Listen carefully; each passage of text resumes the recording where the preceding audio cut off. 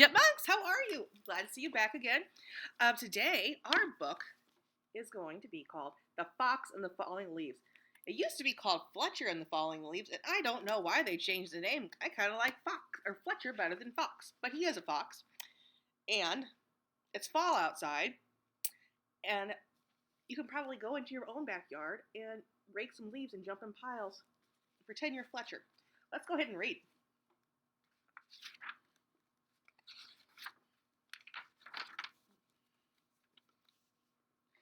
The world was changing. Each morning, when Fletcher bounded out of the den, everything seemed just a little bit different. The rich green of the forest was turning into a dusty gold, and the soft, swishing sound of summer was fading into crinkly whisper. Fletcher's favorite tree looked dull, dry, and brown, and Fletcher was beginning to get worried. "I think my tree is sick," said Fletcher.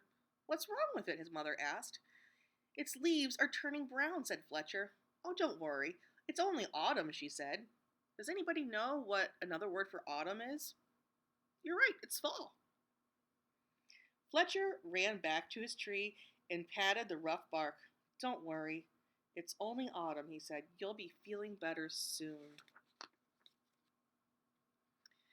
But the tree didn't get better. Each day more leaves turned brown. One morning the wind blew a small brown leaf off of a branch. Fletcher jumped up and caught it very gently in his paw. "Don't worry, I've got your leaf and I'll fix you." Fletcher looked around, picked a piece of grass, and carefully tied the leaf to the branch. Then another gust of wind ruffled Fletcher's fur. The little leaf shook itself free and fluttered back to the ground. Fletcher picked it up again and thought very hard. Then he poked the leaf into a twig and pushed it down firmly. "Now hold on tight," he said. "No more flying around." And the little leaf gave a tiny rustle in reply. The next day, the strong wind was blowing through the forest. Lots of branches were bare, and little lost leaves spun everywhere. "Don't worry, tree, I'll catch them for you, I promise." Round and round and round whirled Fletcher after the swirling leaves. "Leaves, wonderful, just what I need for my nest," said the squirrel. "But those don't belong to you, they belong to the tree," said Fletcher. "Don't take them away." "The tree doesn't need them anymore," said the squirrel, bounding off. "Help, help, the wind and the squirrel are stealing our leaves," cried Fletcher. "Leaves are terrific, just what I need to keep warm, said a porcupine, rolling around. "But these belong to the tree," said Fletcher, plucking leaves from the porcupine's needles. "Not anymore," snuffed the porcupine, and away he rolled. "Help, help, the wind, the squirrel, and the porcupine are stealing our leaves," cried Fletcher.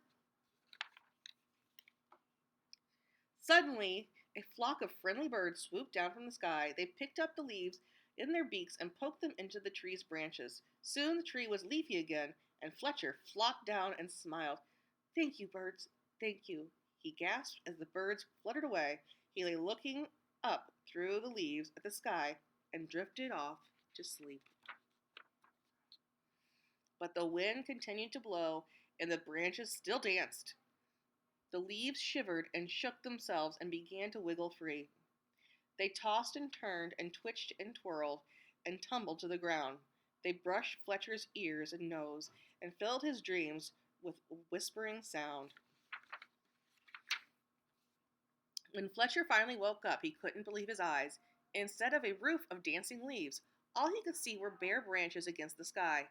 "Oh, tree, I am so sorry," gulped Fletcher. "All your leaves are gone." But then he saw, high in the branches, one small leaf still holding on. "I won't let the wind steal that one," said Fletcher, and he began to climb.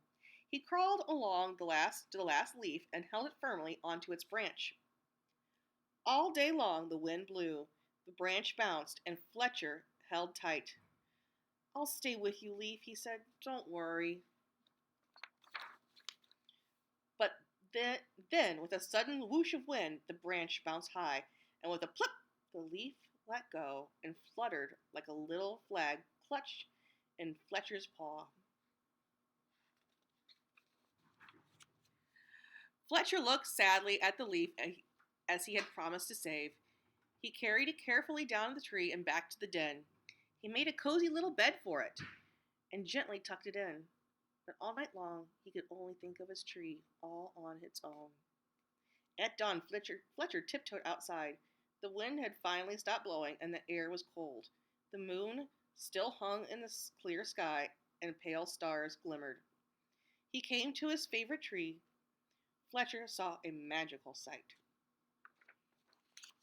The tree was hung with 1,000 icicles, shining silver in the early light. "You're more beautiful than ever," whispered Fletcher. "But are you all right?" A tiny breeze shivered the branches, making a sound like laughter, and in the light of the rising sun, the sparkling branches nodded, and Fletcher gave his tree a hug. Then he went back to his den for a nice warm breakfast. I really like how much Fletcher cared about his tree. I thought it was very caring and he was really taking care of it. And we know what's going to happen. After winter, he's going to get some new leaves and he's going to be happy. And it's also nice that leaves are helpful for little animals when they start to hibernate. Okay, I want you guys to get into your bag. This week I've kind of given you guys labels of what's going to happen every day. So today we have some pumpkin Play-Doh. It smells really good. You're going to need a grown-up to open this. Look, there we go. We can use this for just playing in today, and then tomorrow we can use it for roll-a-dough. Pumpkin pie, yum. Okay, then we have, on this side, we have a piece of paper that's laminated, of course. One side of it is an acorn sorting, and this side is acorn patterns. So what you guys are going to do today is take out your acorns, and you're going to sort them by color and put them in the right circles. Okay.